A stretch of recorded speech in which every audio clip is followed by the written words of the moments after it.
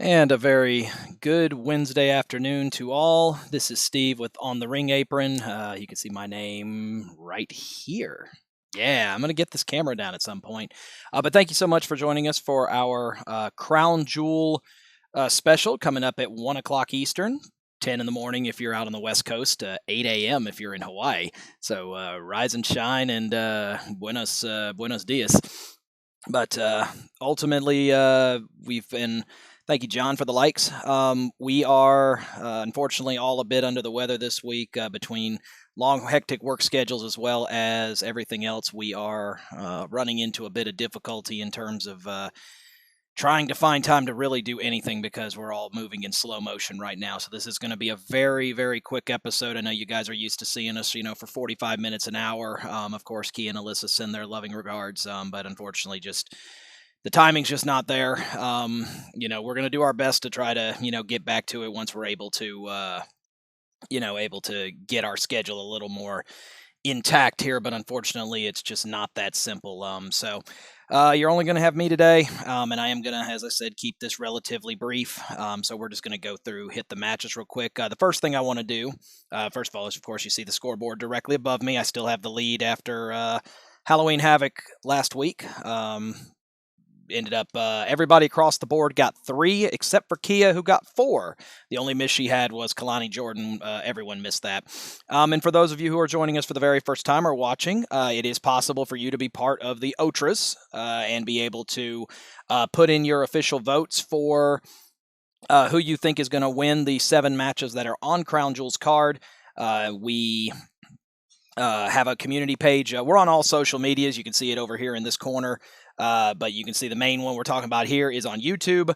We want the ability to be able to present ourselves in the best light, but also at the same time also give you guys an opportunity to be able to say what's on your mind, talk wrestling, and of course give us your picks on the same matches that we do.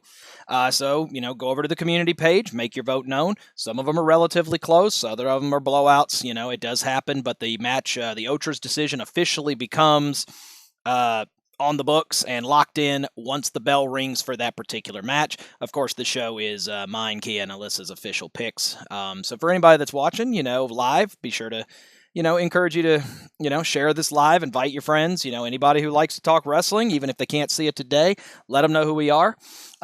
Again, mentioning taking a second to mention our sponsor. It's the same one as last week, and that is Freebird.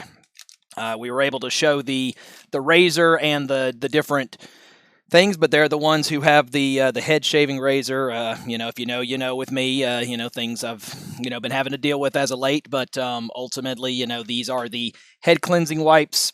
Huge help for a person who has to deal with all kinds of things. Got to keep the top of your head clean. It's no different than washing your hair, or styling your hair or whatever. If you're deciding you're like me and are gonna have no hair, you're also probably gonna hear our little one in the other side. He's eating, but also is a little grumpy today. So again, take him with a grain of salt. I wouldn't be shocked if he doesn't step in behind me and say hey here in a minute. But let's move into the first match. As I said, 7 matches on the card. I am going to tell you who each person picks. But we begin with a triple threat match for the United States Championship. LA Knight defending the United States title against 2 people in terms of Andrade and Carmelo Hayes. This has been about a 3-month storyline in which Andrade and Carmelo Hayes had a fantastic 7-match series alternating every other SmackDown, ultimately each of them taking 3 apiece. And with LA Knight as the guest referee in the 7th match, ultimately leading to a no contest. So I don't know if there'll be a 7th match. But as a result, the 7th match was supposed to be to determine the number 1 contender for the United States Championship. So because of LA Knight's interference, he ultimately gets both of them.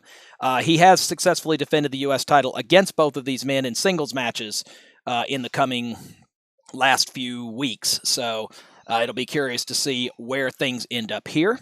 As for the official picks of all of us, I am going with Carmelo Hayes. So is Alyssa.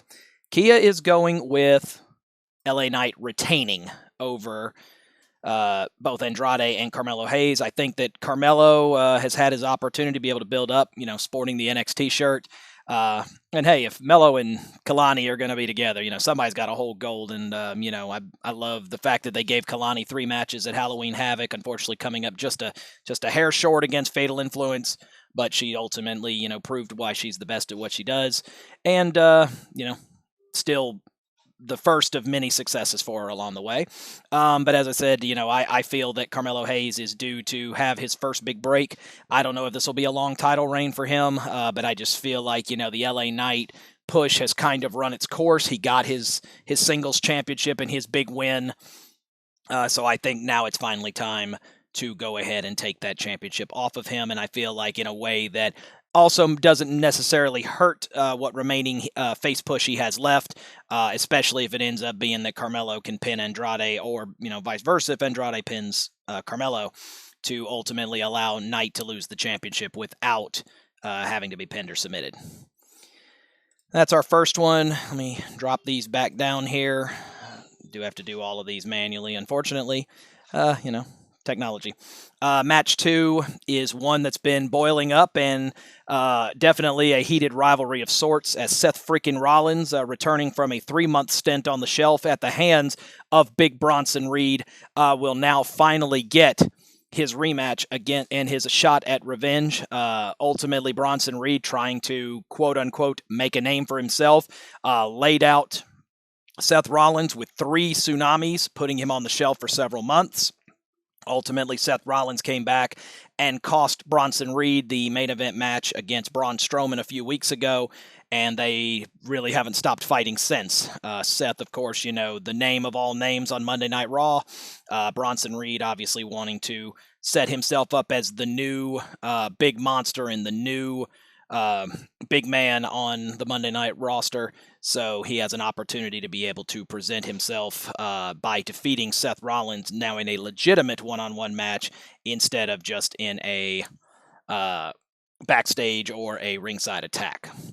As for our selections in this one, all 3 of us are going to go with Seth Rollins. We all feel that the Bronson Reed push has been successful. We do feel that he has definitely been pushed over as the strong guy.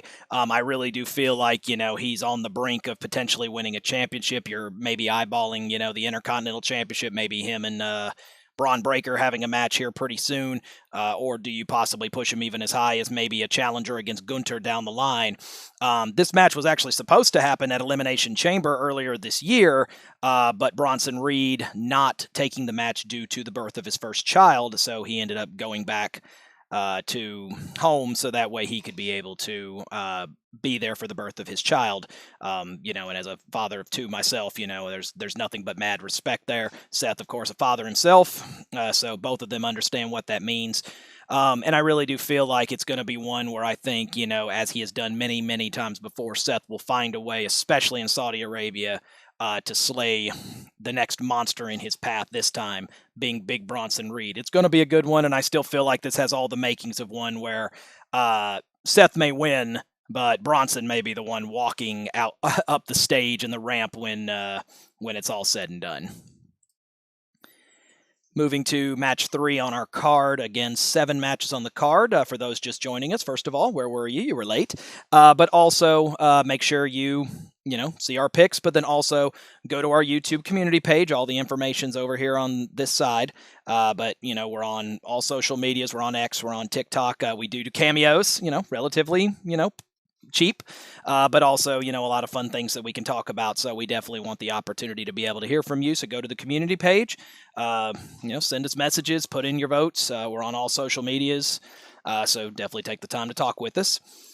Match number 3, another heated rivalry that has kind of taken off over on the Blue brand, as Randy Orton and Kevin Owens, former friends, now turned bitter enemies, will go finally one-on-one at Crown Jewel.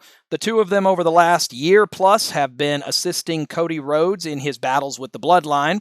But then after seeing Cody inevitably work his way to teaming with Roman Reigns at Bad Blood, it made Kevin Owens kind of, question Cody's methods in terms of why are we trusting people that we have spent the last couple of years, going head-to-head against. I've lost multiple world title opportunities to the point to where I don't even want to go for a world title anymore. But at the end of the day, his teaming with Roman Reigns at Bad Blood in Atlanta finally is what caused Kevin Owens to go over the edge. Randy Orton trying to be the middle person, definitely showing his mature side, unable to do so. He ultimately gets attacked by Kevin Owens and now has screamed for revenge. See, I told you he'd make some noise out there. So ultimately, we are, now looking at this back and forth rivalry. Even Triple H is sitting here saying, I see something different in Kevin Owens' eyes that I've never seen before. I've never seen this side of him. He's a dangerous man, Randy, and I want you. You just came back from a major, major injury, an injury that some doctors said you shouldn't have never come back from. I don't want you in the ring with this Kevin Owens. But ultimately, Orton wanted the match, and now he's got it. As for our official selections on this one, I am going to go with Kevin Owens in this one. Kia and Alyssa are both going with Randy Orton in this match. Again, the ladies, if you want to message them, again, they're on the social media, so feel free to talk with them. My feeling is I think you're building this push for Kevin Owens, and I just don't feel like you could sit here and say, oh, this is a dangerous KO, and this is a very different Kevin Owens than we've seen, if ultimately he's not going to now take that next step on this heel turn. I really do feel like this is going to be a coming out party to see the Kevin Owens of old, maybe our NXT Kevin Owens. And I do feel like, Orton has been on a very successful run as of late and is due for an L here in a major match. So that's why I'm going to take Owens. Again, Kia and Alyssa are both taking Randy Orton. Falling into match 4, let me slide these back down here. Match 4 is our only multi-person tag match, and it is a fatal 4-way women's tag team match for the WWE Women's Tag Team Championships, as all 3 brands will be properly represented, as the current incumbent champions Bianca Belair and Jade Cargill will return back to Saudi Arabia with 3 challenging teams on their tail, as the team of Chelsea Green and Piper Niven from Raw, Damage Control of Io Sky and Kairi Sane also from Raw, but then also, for the first time ever, competitors from NXT are going to have an opportunity to be able to compete on the Saudi Arabia Crown Jewel card, as Lash Legend and Jakara Jackson, who have been chasing the tag titles from the yellow brand, or I guess silver brand now, will also get an opportunity to be able to compete. This will actually make a bit of history in WWE, as it will be the largest women's match in Saudi Arabian event history, as it will be the first time that we have 8 women all competing at the same time. Possibly also that you may get someone like Daphne LaShawn as the referee or something, which could possibly make it 9.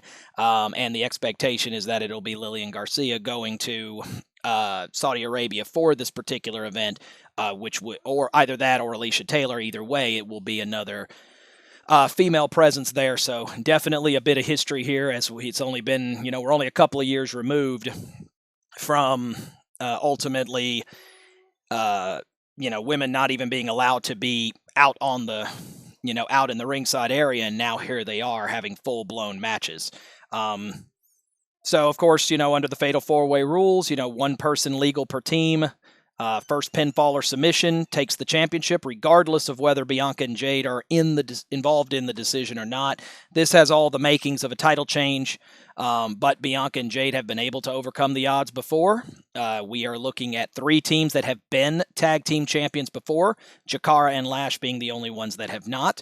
So it'll definitely be curious to see, but I fully expect the women in this match to show up and show out.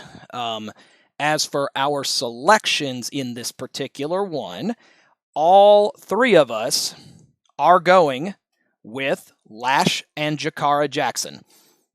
I believe that all of us are on the same page. Why are you bringing these stars from NXT up a brand, to this, if this is not going to be the first major step in seeing NXT as the new 3rd brand? A lot of people say that the NXT women's division is the best women's division, bar none, bar any level in professional wrestling today, and that would include WWE's main roster.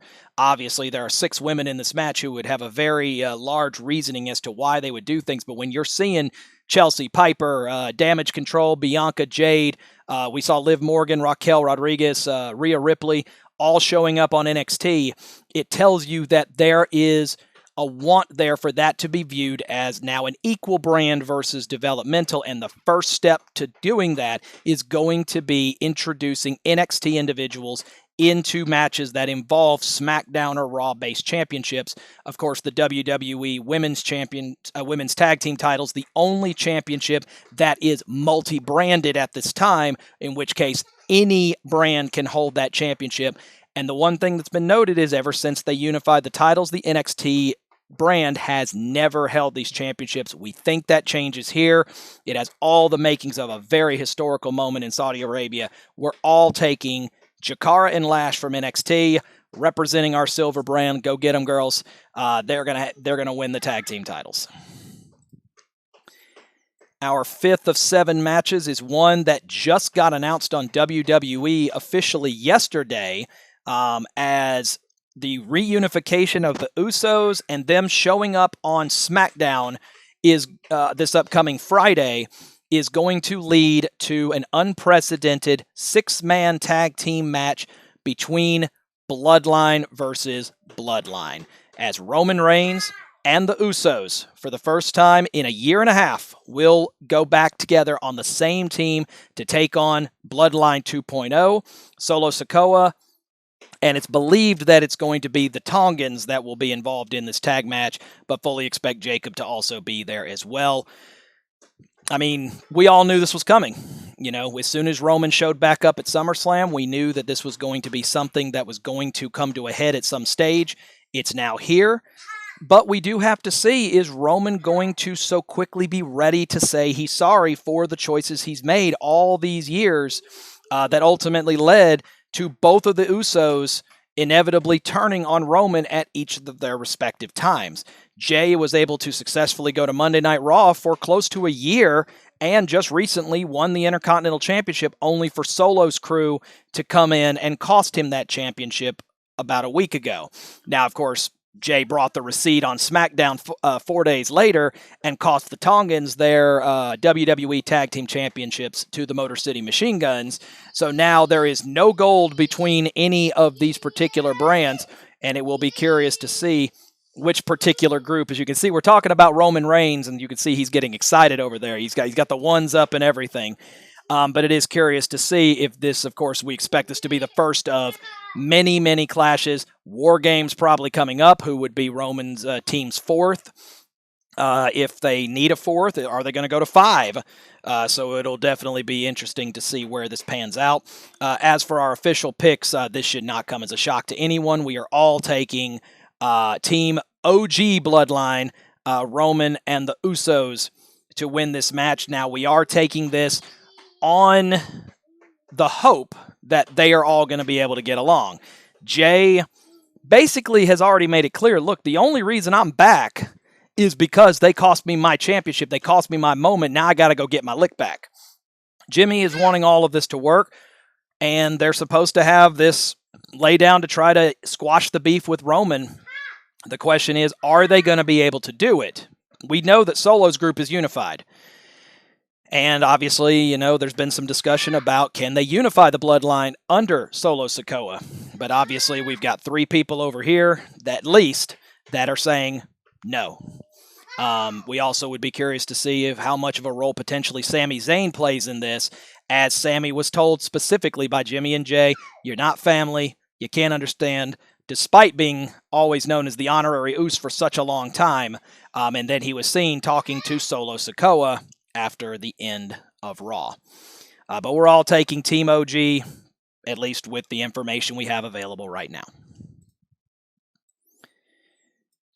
Moving to our 2 final matches, and give me just a second here.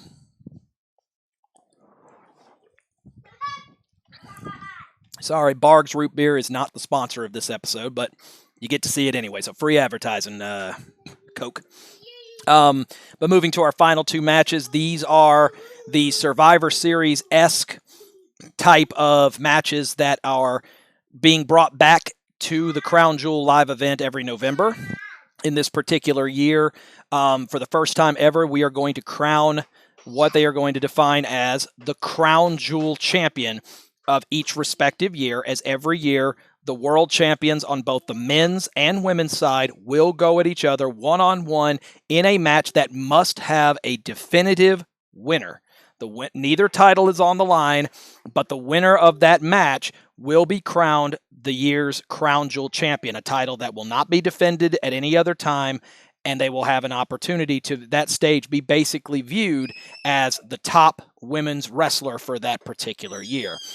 We start off in the women's division as our current two incumbent champions, the WWE champion from SmackDown, Nia Jax, and the women's world champion from Monday Night Raw, Liv Morgan, will go one-on-one to determine the first ever women's Crown Jewel champion.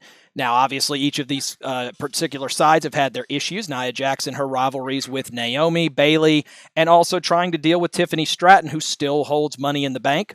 Liv Morgan, of course, continues to deal with Rhea Ripley and her Liv Morgan Revenge Tour. She's managed to keep the championship over her shoulder 3 successful times against Rhea, all of them with assistance from others such as Dominic Mysterio. And, of course, recently joined new Judgment Day member Raquel Rodriguez. So now you think she's playing at her best. They laid out Rhea last night on NXT before they headed off to Saudi Arabia, so we don't know if that's to write off Rhea for this particular match, or is it a situation where this will be the perfect reasoning as to why Rhea will be able to interfere. But obviously a lot of side stories, and of course with Tiffany Stratton, Miss Money in the Bank, still waiting in the wings for whoever potentially loses this match. It is curious to see if Tiffany is going to ultimately be the one walking out with the championship title as well. As for our official selections, as our little man over there continues to laugh his head off, he's definitely in good spirits. I am going with Liv Morgan. So is Alyssa. Kia is going with Nia Jax. Again, as for the reason as to why each of the ladies are going with their particular picks, I'm not really sure. I'm ultimately going with Liv Morgan because I do think that the threat of Tiffany Stratton being there and being possibly ready to cash in either on her or potentially waiting on Liv is going to be the ultimate distraction. And I do feel like in the chaos that comes with everything, if you have to look at who the help is, who is going with each of these particular individuals, Nia at best has Tiffany Stratton, who has, by no stretch of the definition, has made it very clear she's wanting to cash in Money in the Bank as soon as possible. So Nia, I don't think, can fully trust her. Meanwhile, Liv Morgan brings Dominic Mysterio and also the muscle that is Raquel Rodriguez, who can match up with Nia Jax point for point. So in the event of a match where potentially outside interference is going to play a role, I'm going to side more with Liv in terms of who would have an upper hand. Also, both sides have proven that they are willing to do whatever it takes to win matches, but I think Liv's got it just a little more right now. So I'm going with Liv Morgan to take this one over Nia Jax. It's going to be one that's going to be tough for her to find because I know she doesn't have the size advantage, but ultimately I do think she has the willpower and also the mental mindset to be able to conquer someone like Nia Jax. So I like Liv. Again, Kia's going with Nia. Alyssa's also going with Liv. So for those of you, again, just now joining us, we appreciate you taking the time to go with us. We've got one match to go. Again, you can be part of all of this by going to our community page on YouTube, and all of the matches, they're live right now. Already a handful of votes have already gone through, and they don't become official until the bell rings. So you have an opportunity to be able to make your voice heard, put comments at the bottom, send out messages to us. We chat with anybody and everybody. We're on all the social medias. Don't hesitate. Come talk to us. Final match under the same conditions as the one we just talked about, but this time it's on the men's side, as once again we will be crowning the first ever men's Crown Jewel champion for the year of 2024 as the Undisputed WWE Champion, the American Nightmare, Cody Rhodes, will go one-on-one with Raw's World Heavyweight Champion, the Ring General, Gunther. Now, anybody who's watched each of the last 2 years knows that this collision course was destined. Now, I don't think we could have pictured it with both of them holding world titles at the time, but each of the last 2 years, Gunther was dominating in the Royal Rumble, including 2 years ago, where he came out at number 1 and was eliminated last by the eventual winner, Cody Rhodes. Of course, Cody is undefeated and has won each of the last 2 Rumbles while moving his way to the main event of WrestleMania. Gunther ultimately winning the World Heavyweight Championship over Damian Priest at SummerSlam in Cleveland just a couple of months ago. They've both taken their salvos at each other. They've both taken their shots at each other. Both are proud men. And both have also proven that when it seems like the deck is stacked against them, they find a way to get back up and find a little bit more. The question is going to be, who is the person that is going to be able to find that last little bit? Unlike the women's match, though, there is no Money in the Bank holder, as Drew already used and failed to get his Money in the Bank successful cash-in earlier this year. So there is no Money in the Bank winner waiting in the wings. However, we have seen Cody Rhodes' issues with the Bloodline, who, of course, we know is present at this particular event. The closest person that Gunther has to an ex-challenger is Damian Priest and potentially Dominic Mysterio. Priest is not expected to be there that night, but it doesn't mean he won't show up. We do expect Dominic to be there, but how much of a role can he play if he chooses to play a role at all? So it'll be curious to see, because again, with the idea that there must be a definitive winner, that likely means that the referee is going to be given great leniency to not try to disqualify anybody and try to get us a winning individual. Moving to the last picks of our live event, Kia and Alyssa are both going with Cody Rhodes. I am going with Gunther. Again, the women's reasoning for why they choose why they're choosing Cody. I think from Kia's perspective, I think it's obvious. Alyssa's, she's a fan of Cody too, as long as he's not facing Roman. So, take that for what it's worth. My pick for Gunther is because I feel like this is something that it's another major first. And if there is a person who has the look, the attitude, the build, and the setup to really take that Crown Jewel championship and really just jam it down our throats in pride, but also in that mindset of I'm better than you, it's Gunther. And I also do believe that Cody's story with the Bloodline is going to once again come back to haunt him, as, of course, I don't expect that just because Solo and the group have a match against Roman and the Usos, that won't stop them from getting involved in this particular match. And I really do feel like that's going to ultimately be what is going to put Gunther just that slight step ahead of time. This has Match of the Year written all over it, and we've got a lot of great, fantastic options. Remember the OTRA Awards presented with us in combination with Mania Club is coming up in just over a month. So still have a lot of nominees, and we're trying to even potentially do a nomination show this year. So we're going to see if that pans itself out. But I do think that that Cody's issues with the Bloodline is going to put him just a little bit too much behind the 8 ball, and it's going to allow Gunther, who is one of the best in the game, past or present, at being able to take advantage of those types of situations. So I like Gunther winning. Again, the ladies are both going with Cody Rhodes. And with that does bring us to the end of our show. There is only one currently assigned live event that comes after this one, and that is Survivor Series at the very end of November from Vancouver. I don't think we're going to be able to attend that. We are still in the midst of trying to get on the media list, but so far haven't heard anything. And I don't think we're going to be attending just as fans either, because it's just too close to Thanksgiving. So I think we'll be watching that one from home, but of course we will have another Top Rope Spoilers. For those of you who didn't get a chance to see it, go back and look at the social medias, again, right over here, especially on Instagram and on X. We did just get the new Fallon Henley plates for the Women's North American Championship, as she successfully won the championship off of Kalani Jordan. at Halloween Havoc this last weekend. So congratulations to Fallon. And of course, my heart goes out to Kalani, but was trusted to have 3 incredible matches, one behind the other. Again, a young lady who's only been in the business for a year, but has showing that she's a person who's already a veteran at heart.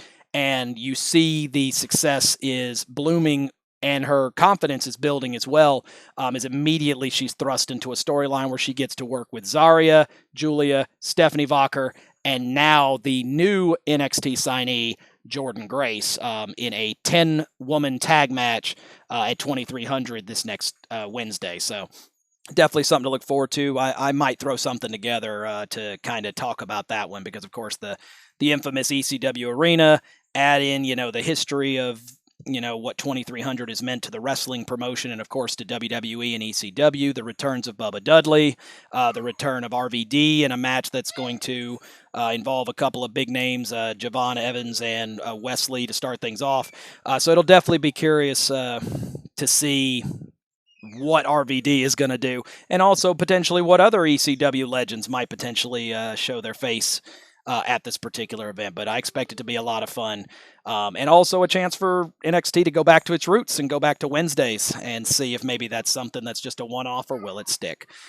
But with that brings an end to it. Again, our apologies for the ladies being unable to join us this particular week. So you got me and Squealing Cash in the other room. For those of you, like I said, who know what I'm going through right now, I know there's not many of you. And again, I'm not going to field anything about that, but I take the time to tell you our appreciation for everybody who knows what all we're handling right now. It's a lot to take on, but we appreciate the love and support that we're getting from those who choose to give it. We're always proud to put our best foot forward. And again, keep on looking on our social medias. First of all, of course, to vote on this PLE for coming up this Saturday, but also for news about the OTRA Awards, 3rd year we're going to do it. Mania Club is expected to have a major involvement with it this year. Of course, some more guests and everything else, so we're definitely looking forward to that. But this is Steve with On the Ring Apron, subsidiary of Mania Club. We appreciate you taking the time.